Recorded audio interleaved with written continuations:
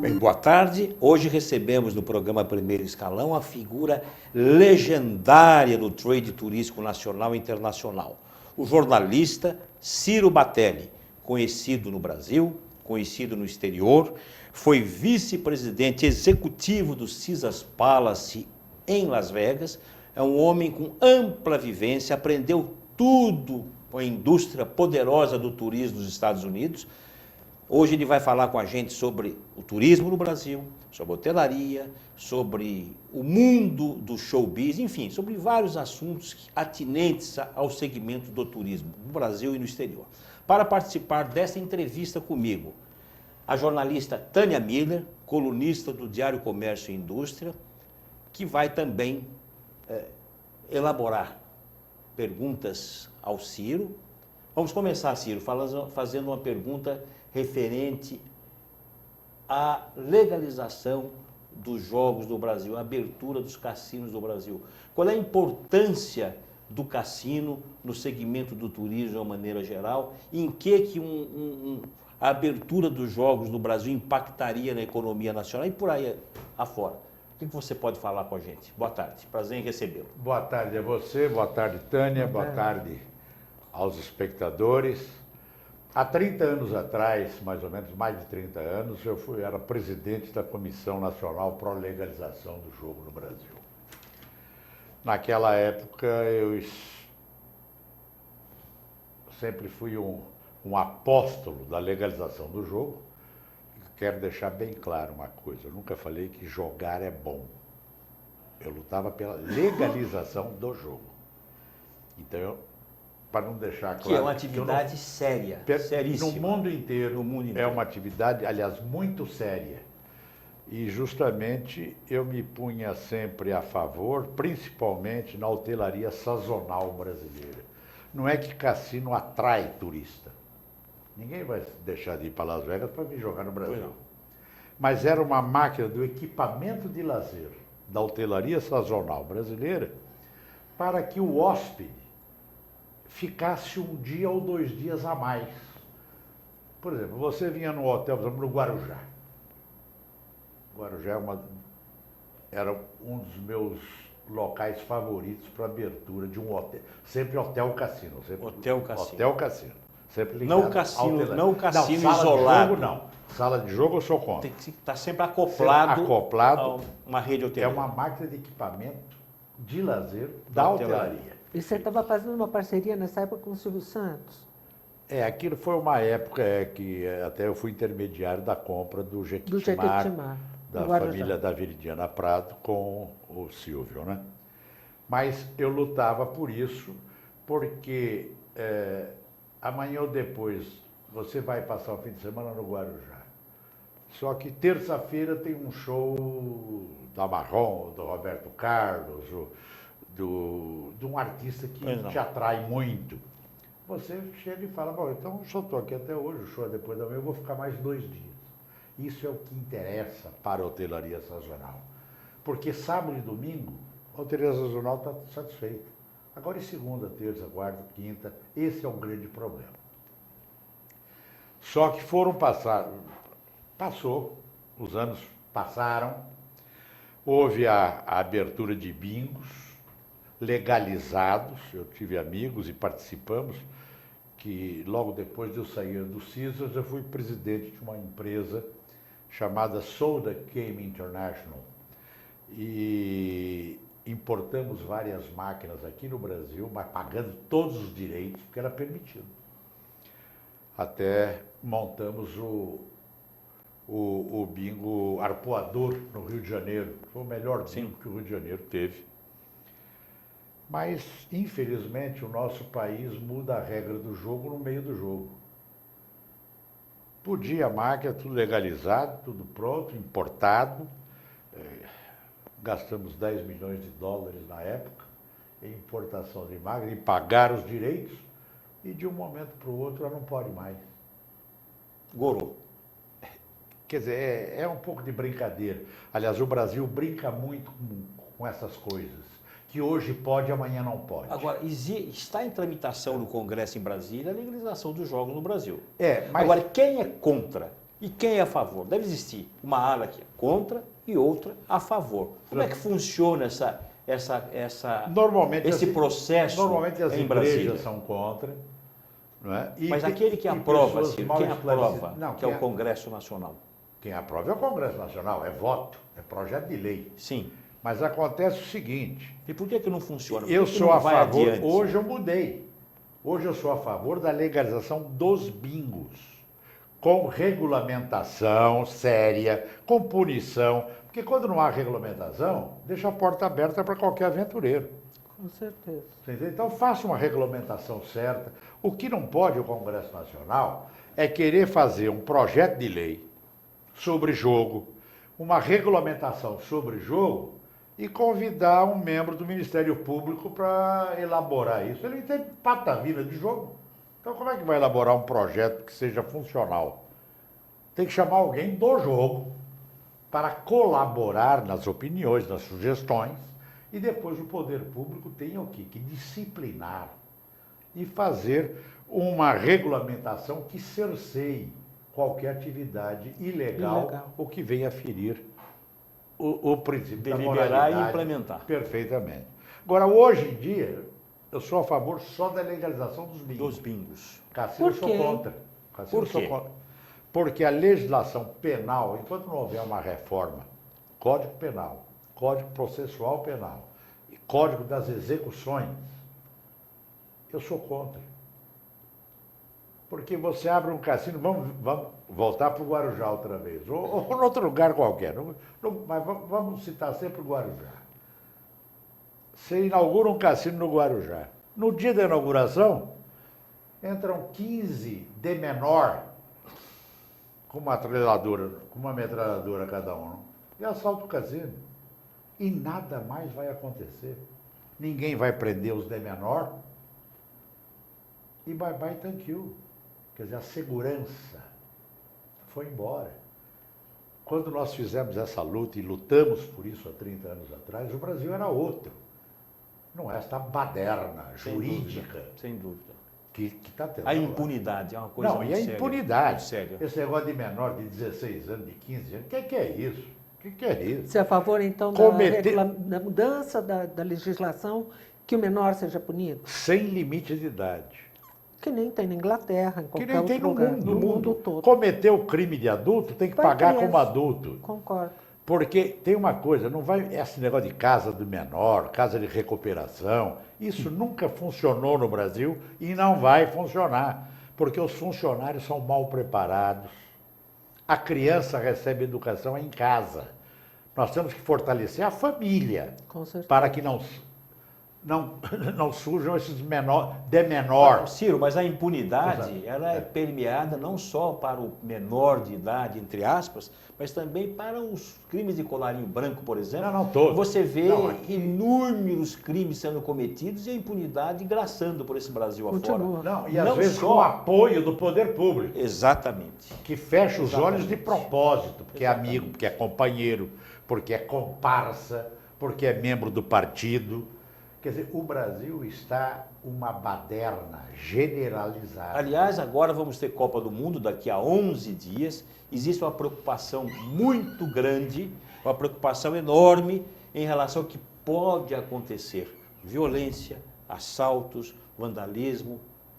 A imagem do Brasil está em jogo. Como é que você vê a realização da Copa do Mundo agora nesse país? Se a indústria hoteleira está preparada para receber o turista internacional? Você, por exemplo, na Copa de 1994, você estava nos Estados Unidos, você fez um trabalho belíssimo, comprando pacotes de jogos, fretando aviões, alugando, comprando os ingressos, alugando limusines para transportar os torcedores brasileiros. Como é que você, com a sua experiência internacional, normalmente em Copa do Mundo, vê esse momento no Brasil? A infraestrutura, a segurança, etc.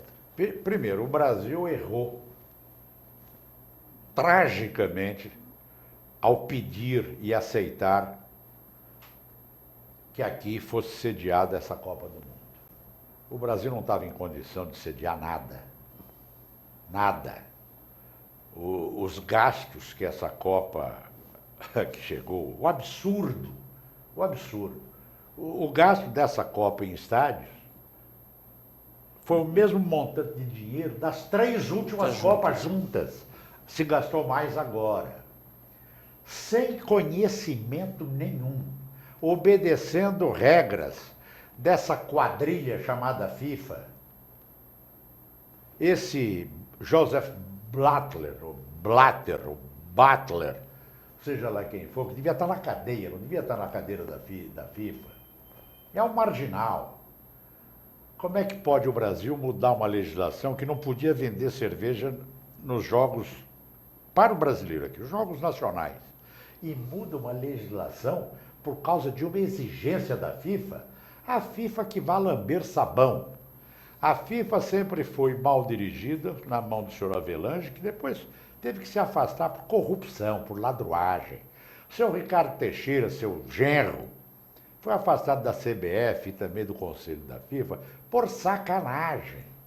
Em que nós não podemos prestigiar sacanas. Mais um exemplo de impunidade. E o Brasil só prestigia sacanas. E a estrutura hoteleira para receber os turistas internacionais? Estavam preocupados em estádios. Nós não temos transporte público, não temos hotéis. Você viu o que os hotéis fizeram? Triplicaram suas diárias, pensando que iam ficar milionários. O estrangeiro é idiota. O inteligente é o brasileiro. A diária altíssima na hotelaria brasileira é um dos fatores para o insucesso. Mas não tenha dúvida. Do turismo como atividade econômica nesse país. Você não vê por aí, Ciro? Nós temos que lutar, Caetano, que o Brasil tem que aprender a explorar o turismo e parar de explorar o turista. Aqui se explora o turista, não se explora o turismo. Mas nós temos uma entidade chamada Embratur, que foi criada para fomentar o turismo no Brasil e divulgar a imagem do nosso país no exterior. Não serve para nada, nunca divulgou nada, com exceção do tempo que o Caíto era presidente, ainda divulgava. Mas vou te contar um capítulo. O Brasil vai investir este ano 8 milhões de reais para fomentar o turismo do 8 Brasil. milhões? 8 milhões.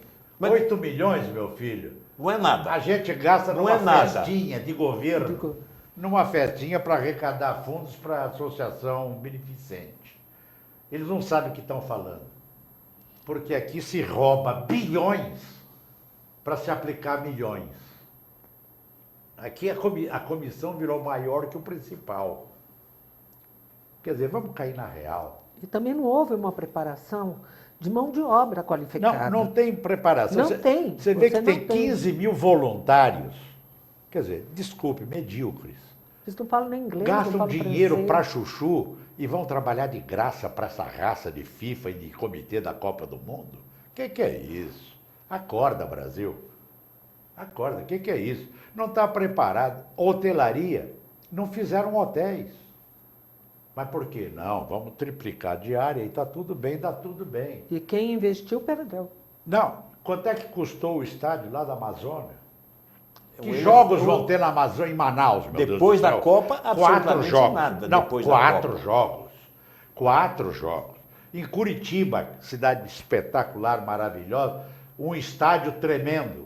Quem é que vai jogar? Iraque contra Irã. Quem que quer ver isso, meu Deus do céu? Curitiba, Ciro, você ainda tem uma tradição futebolística, Curitiba. Agora, eu sei, Manaus, para estádio, zero. para Copa. Não, depois da Copa Mas, do meu Mundo, filho, temos uma tradição. Estádio tem que Agora, fazer. Manaus não existe tradição. E os aeroportos, que nós estamos tão É outro problema. Não, que é uma, não, que é aeroporto isso? já é vergonha sem Copa. Sem, imagina com Copa. Essa Infraero é uma incapacidade latente. Eles gastam milhões, ou bilhões até, para fazer uma terminal aérea, só que economiza no alto-falante. As caixas de alto-falante, o sistema de som, você não dá para entender. E aí as pessoas Você perdem não o voo. entende. Não, você que é brasileiro não entende o que está falando. Agora imagina um japonês, um chinês, um iraquiano ouvindo, vai perder avião, vai ser uma salada tremenda. E não estão preparados. Aqui não se fala idioma, aqui não se fala inglês. Aqui tem o absurdo do Ministério das Relações Exteriores, que diplomata não precisa de falar inglês, imagine. Se funcionário para a Copa vai precisar de falar inglês. Quer dizer, aqui é o país do faz de conta. meu amigo, grande amigo Fausto Silva, tem razão. Sim. Ele fala, existe país do primeiro mundo, país do segundo mundo, país do terceiro mundo. O Brasil é país do outro mundo. Desculpa, eu tô constrangido em falar mal do meu país. Agora, eu não estou falando mal do meu país. Eu estou falando mal dos medíocres que dirigem o meu país. Qual é a solução? Qual é a leitura que você faz desse cenário?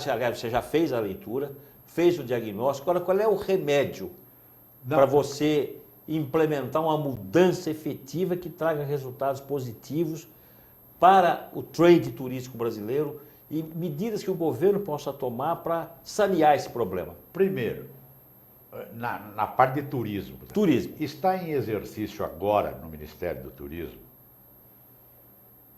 aquele jovem que você me falou o nome dele. Eu esqueci agora. Vicente Neto? Vicente, é capaz. Este é capaz.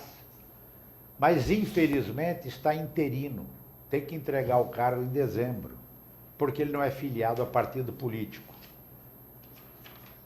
Quer dizer, vai ter eleições... É o presidente em exercício da Embraer. É presidente em exercício. Mas eu tomei informações dele e ele é um ótimo, é querido e respeitado pelo trade turístico brasileiro. Então, esse que devia ficar. Se lembra da Bahia Tursa? Tinha um gênio chamado Paulo Gaudenz. Ficou lá não sei quantos anos, ele que criou a Bahia Tursa. E trocava governo na Bahia, ele continuava. Quer dizer, aqui troca o governo, porque troca todo mundo. Ah, não, porque é do partido diferente, porque é isso, porque é aquilo. Quer dizer, a babaquice do coronelismo. Outra coisa, Ministério do Turismo é ministério técnico, não é ministério político, para dar de presente para deputado. Você vota no deputado para ele ser deputado, não é para ele ser ministro. Então ele precisa ser comandado por profissionais do setor. Perfeitamente. Sim, do setor. Do segmento turístico, é o tripé. Tem que ser ou hoteleiro, ou agente de viagens, ou jornalista de turismo, ou de companhia aérea. Tem um conhecimento e know-how. Tem que ter know-how e conhecimento. Agora, quer dar de presente, porque eu sou o presidente, você é meu amigo, eu tenho que te dar um ministério, porque você é do partido que apoia a minha base eleitoral. Você, a partir de amanhã, é ministro do ar-condicionado. Pronto. Ô, Vitor Losetti, você é meu amigo, meu companheiro, você, a partir de amanhã, é ministro do esgoto. Tânia, você vai ser ministra dos sanitários. Maravilha. Acabou, mas não dê. Ministério técnico, para quem não é técnico, é medíocre e analfabeto na área.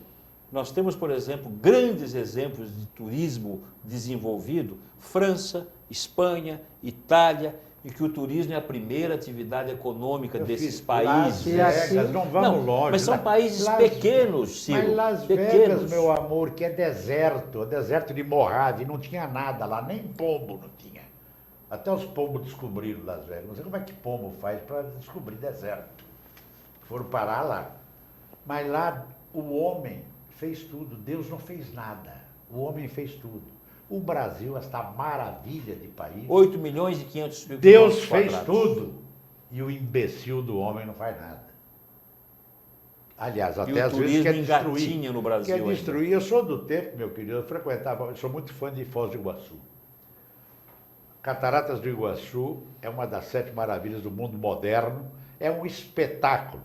Mas eu sou do tempo que não tinha sanitário. Você ia visitar as cataratas do Iguaçu, não tinha sanitário. Você queria urinar, falava com alguém lá, faz ali. Quer dizer, faz ali. E Eleanor Roosevelt, a esposa de Franklin Delano Roosevelt, quando esteve no Brasil, foi levada a Cataratas do Iguaçu. Quando ela olhou aquela maravilha, ela soltou apenas 2 palavras. Poor Niagara. Pobre Niagara. E até hoje não se faz nada.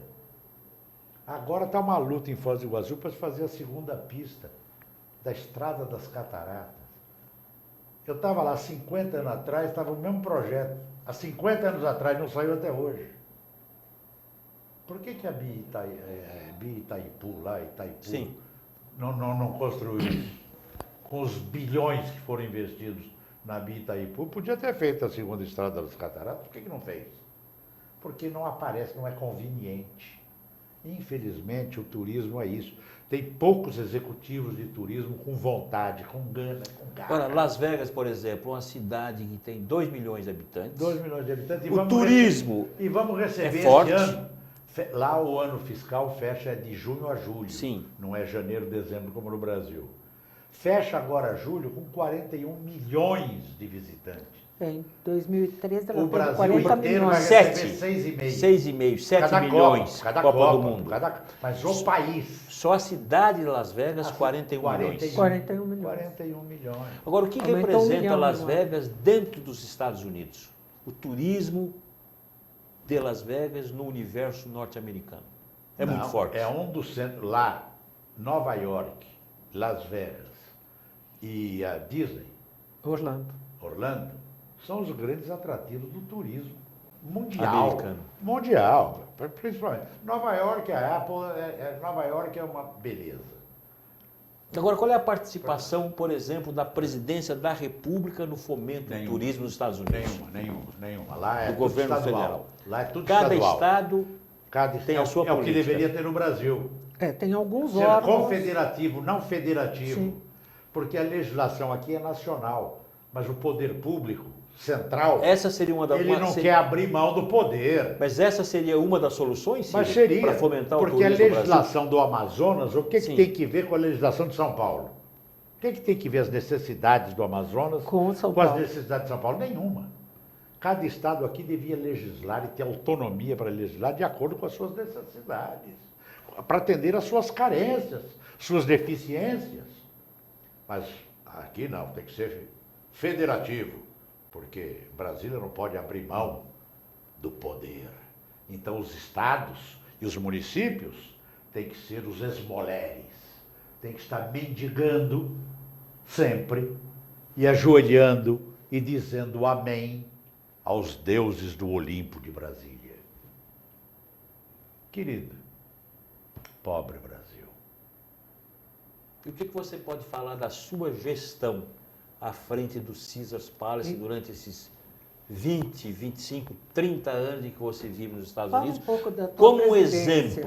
exemplo para a hotelaria brasileira, para os grupos hoteleiros brasileiros. Bom, primeiro, a política turística de Las Vegas, eu sou membro da Câmara Sim. de Comércio até hoje lá, Câmara de Comércio Latina de Las Vegas. E nós tínhamos sempre uma reunião na Associação de Hotéis para justamente disciplinar o custo da habitação, da estadia em Las Vegas. E sempre apelando para as mega hotéis que pudessem proporcionar uma gastronomia eficiente. Então, cada hotel tinha que ter no mínimo 10 restaurantes. E proporcionando ao passageiro uma diária que condiz com as características e os atrativos da cidade. Sim. Então, em Las Vegas é uma cidade que você não adianta ir para lá para passar 2 dias, 3 dias. É perca de tempo. Se for para lá passar 2 dias, 3 dias, não vá. Lá é para passar uma semana. No mínimo. Uma semana no mínimo.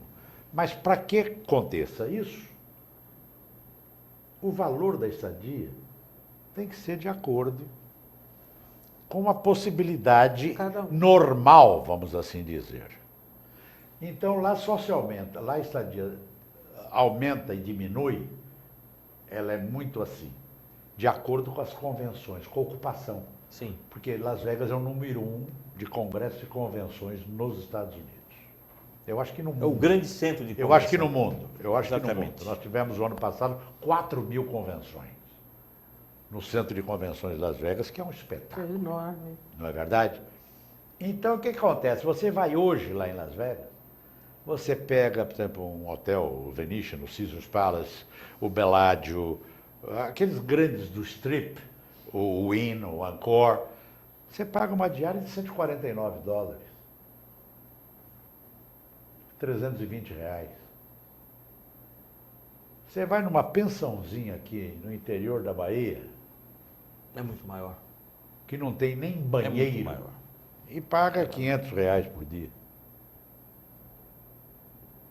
Agora, você me disse outro dia que a gastronomia brasileira é a mais cara do mundo. Com certeza. Não, Hoje tudo aqui no Brasil é mais caro. Tudo aqui é mais caro. Agora, a gastronomia de São Paulo a de São Paulo é a mais cara. espetacular. Não. Mais cara? Não, Brasília é mais caro. Brasília é mais caro e Rio de Janeiro é mais caro. Desculpe os cariocas, mas Rio de Janeiro não tem gastronomia. Lá tem o Bob's. Desculpe. Gastronomia no Brasil, para mim, é Minas Gerais e São Paulo. Minas Gerais da peculiaridade da cozinha mineira tradicional. Mas internacional, São Paulo dá de baile na América Latina. Dos melhores em qualquer sabor, japonês, chinês, árabe, italiano. Quer dizer, aqui São Paulo mas é caro. É caro. Então, aqui tudo é caro. Esse Agora, tem é o um outro problema. fator. É um nos Estados excesso. Unidos, E os impostos aqui são os impostos, proibitivos. Lá, por exemplo, pelo que sei, a taxa varia entre 6%, 7%, 8%. Lá varia. Aqui é Chega 60%. até 11%, depende Nevada é 8,1%. 8,1%. Mas você pagou aquele imposto, acabou. 8,1%. Aqui, medicação, remédio. O Brasil tem a cara de pau, a falta de vergonha de cobrar 39% de tributos em remédio. E o automóvel? E não tem remédio. Mas mais, automóvel, vamos lá. É vamos altíssimo. deixar o automóvel. O automóvel é supérfluo, vamos assim dizer. Supérfluo. Agora, seria supérfluo se o transporte público cobrisse com eficiência a sua missão, a sua obrigação, que era ter um transporte público de primeira categoria para os trabalhadores. Por falar em transporte, Ciro, os ônibus que vão buscar os passageiros dos hotéis, para os hotéis, não podem transportar esses passageiros e levá-los aos hotéis, porque os hotéis não têm estacionamento. Quando chegam, eles têm que descer um quarteirão antes e são multados pelos marronzinhos. Eu levantei. Não, mas aqui tem os black blocs também, são que multados. queimam os ônibus. Depois se queixa que não tem transporte. É outro Se problema. o próprio povo, esses bagunceiros mascarado, não tem que levar bala de borracha, não. Desculpa, seu secretário. Tem que levar bala de chumbo. Não tem essa comiseração com a bandidagem. Isso é irritante. Isso que está afastando muito brasileiro do Brasil. Tem condomínios na Flórida só de brasileiro. O que está de gente saindo do país é brincadeira. Agora, os que ficam aqui, que infelizmente são obrigados a ficar, é que vão pagar essa conta. Quer dizer, um pouco de respeito ao ser humano, respeito ao cidadão, respeito ao funcionário, ao empregado que pega 2, 3 conduções e não pode porque não tem ônibus, porque queimou 17 outro dia, 25 no outro dia. E passeata na Vida Paulista. Por que não vai fazer passeata na porta do Palácio do Planalto em Brasília? Faz carreata para Brasília, vai se queixar para quem de direito. Agora, comerciante quebrando vitrine. Quer dizer, meu filho, o que estão provocando, isso sim, é uma Bastilha. Sem dúvida. Uma queda da Bastilha. Agora, estão provocando isso, porque estão aplicando também a cartilha de Lenin. Agora você vai ter que fazer uma opção. Dia 5 de outubro, é dia de eleição. Exatamente. Tá? Você quer continuar verde e amarelo ou você Ciro, quer ser vermelho? Desculpe o Inter de Porto Alegre, do Rio Grande. Segmento que está funcionando no Brasil é o turismo interno, o turismo doméstico. Parece que está funcionando. O fluxo de viagens aumentou, o brasileiro está podendo viajar de avião, que não acontecia antigamente. Então, esse fluxo de turismo na área doméstica está aumentando. Como é que você vê isso? Eu vejo o seguinte, a pouca vergonha das companhias aéreas brasileiras, meu querido. Eu fui conhecer essa cidade maravilhosa que se chama Bonito, no Mato Grosso do Sul. Então, procuro aqui o valor da passagem. Fui convidado lá para um hotel maravilhoso, o Zagai Hotel. Então, fui na Gol e fui na TAM. Preço da passagem, R$ 980. $440, mais ou menos. Né? O que eu fiz? Eu liguei para a minha agência em Las Vegas. Comprei a passagem por lá. A mesma passagem que estava oferecida aqui pela TAM. E paguei $200, paguei a metade do preço. Uma grande contradição. Explica isso, meu querido. Inexplicável. É que o brasileiro pode ser roubado, o estrangeiro não aceita ser roubado. Quer dizer, vamos com calma, minha gente. Ciro, mudando um pouco, o que fez o procurador do Estado mudar para o setor hoteleiro, que foi o seu caso? Porque eu já era hoteleiro, eu fui diretor do Delfim Hotel no Guarujá, muitos anos, quando estudava Direito. E acontece o seguinte, pela mediocridade brasileira, eu fui ganhar dinheiro. Por quê? Eu era procurador do Estado e um colega meu da Procuradoria me chamou, falou, Ciro, vai abrir concurso agora para inspetor da Receita Federal. E o salário é melhor, a aposentadoria é melhor, as vantagens são melhores, Inspetor é o similar a delegado. Sim. Tem o agente e o inspetor. Que hoje o salário é R$15 mil. Mas tem participação, tem isso, tem aquilo.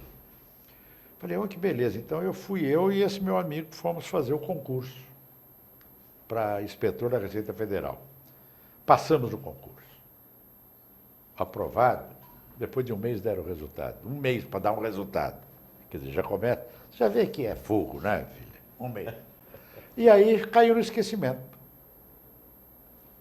Passaram 3 anos. Eu estava já como procurador, eu estava no Hospital do Servidor Público, na Procuradoria Jurídica, como presidente da comissão presidente da comissão de sindicância do Hospital do Servidor Público. Recebo um telefonema. Dr. Ciro Batelli, aqui é do Ministério da Fazenda, Secretaria da Receita Federal, queremos lhe comunicar que daqui a 10 dias o senhor está convidado para vir assumir a sua posição de inspetor da Receita Federal, aqui na Avenida Prestes Maia, não sei o quê, Ministério da Fazenda, não sei o quê. Falei, muito obrigado. Só que consta aqui que o senhor é funcionário estadual. Então, nesse ínterim, o senhor tem que pedir exoneração e que seja publicada antes desses 10 dias no Diário Oficial. E tudo bem, vamos correr. Fui no meu procurador-chefe. Meu procurador-chefe é uma pessoa maravilhosa, Miguel Altrovan Duarte, um dos fundadores do PT, filósofo do PT, daquele PT puro, quando nasceu. Aí expliquei para ele, ele falou, Ciro, mas você vai nos deixar? Aí eu mostrei as vantagens. Ele falou, tá ok. Então assina aí a exoneração, eu dou o ok aqui. Falei, tudo bem, Miguel, mas só que eu precisava disso aí publicado no Diário Oficial. E aí que eu preciso da tua ajuda, porque todo o pessoal lá da gráfica e da edição, lá da redação, é do PT. Se não tiver uma forcinha, eles não publicam isso nunca. Bom, mas dito e feito, depois de 5 dias eu estava exonerado e publicado. Depois, no dia marcado, era uma segunda-feira, me apresento todo entusiasmado, minha mulher, falei, agora, né, salário melhor, condições melhores, bacana. Mas depois de 3 anos também não é brincadeira, né? Aí fui lá e estamos lá, eu e mais 11 que íamos tomar posse. Seriam 12 no total, inspetores da Receita Federal. Aí, de repente, abre uma japa. Doutor Ciro Batelli, por favor. Eu falei, pois não. O que quero passar aqui, por favor? Quando eu passei, ele falou, doutor Ciro Batelli, me perdoe. Cometemos um equívoco tremendo.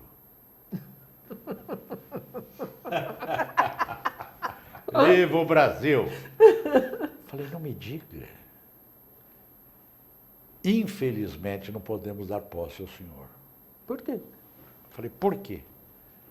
Porque o máximo de idade permitido é 35 anos. O senhor está com 36. Não podemos. E não adianta apelar, porque isso é regimento, não tem condição.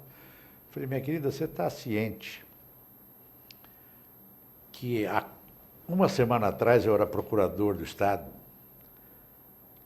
Hoje eu estava para ser inspetor da Receita Federal e agora eu estou desempregado?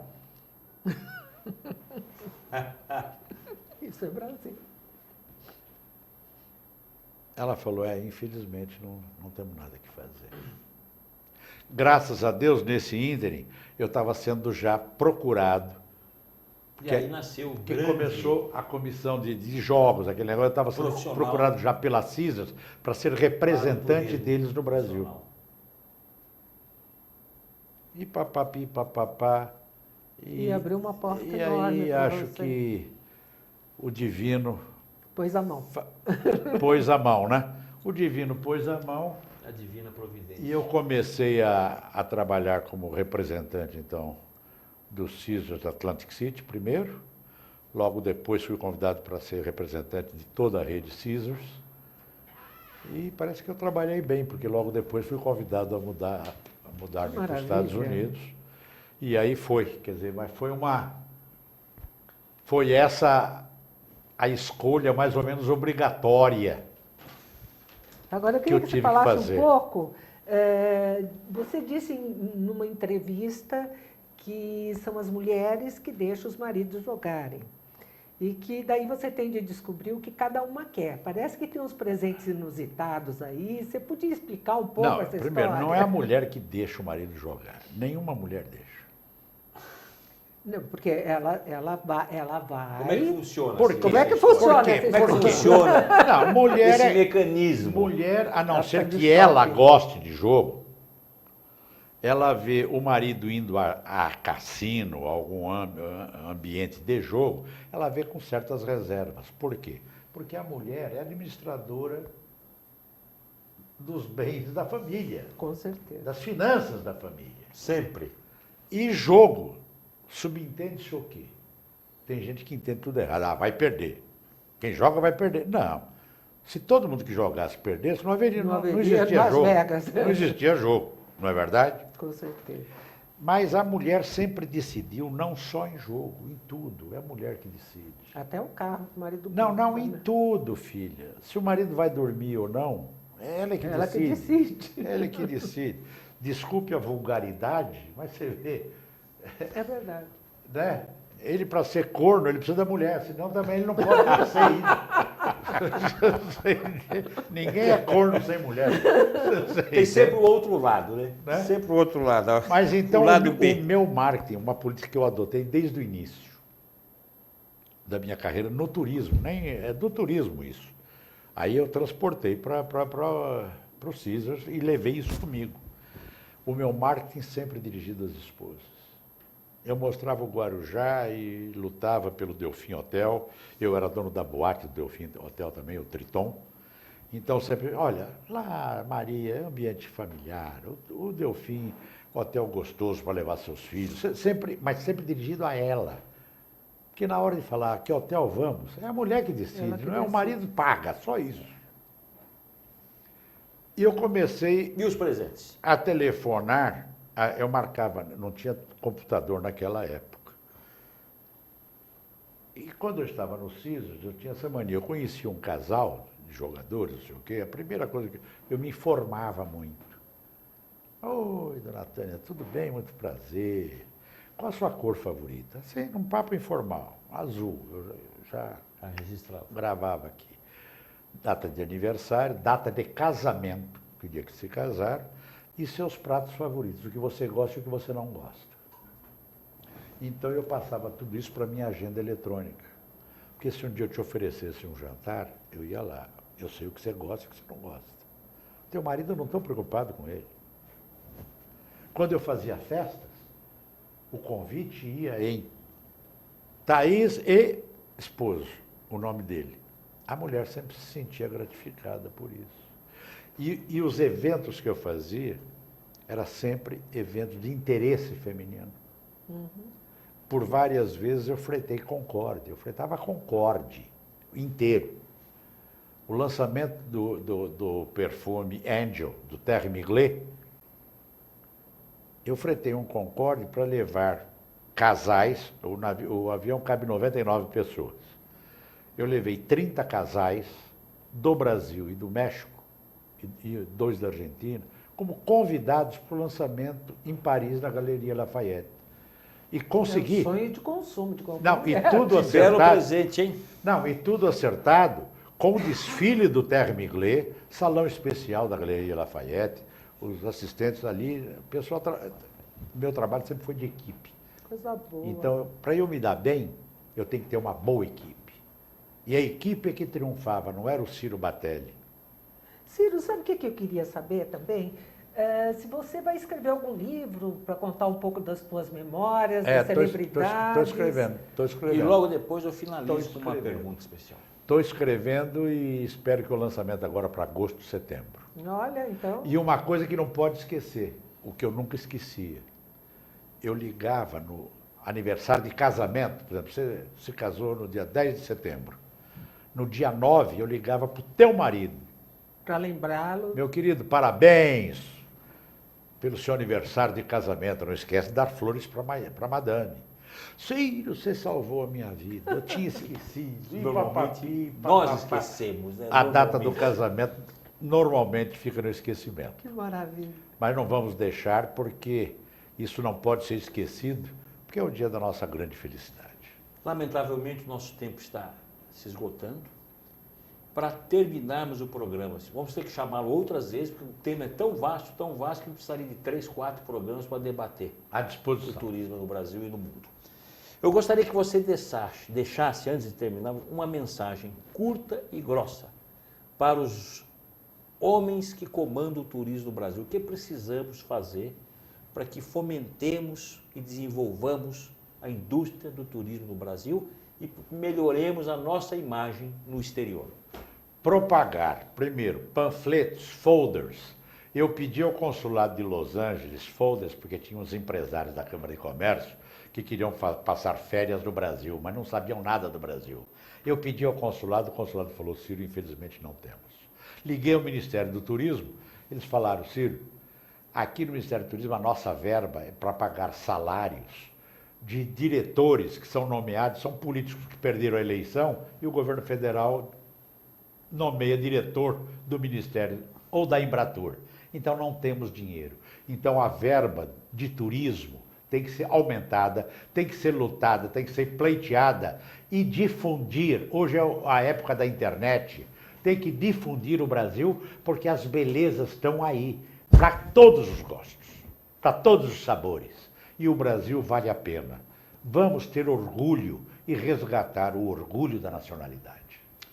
Muito obrigado, Ciro Batelli. Muito obrigado, Tânia Mille. Obrigado pelo convite. E até uma próxima oportunidade. Obrigado pela sua entrevista. Deus abençoe. Boa tarde e até a próxima terça-feira.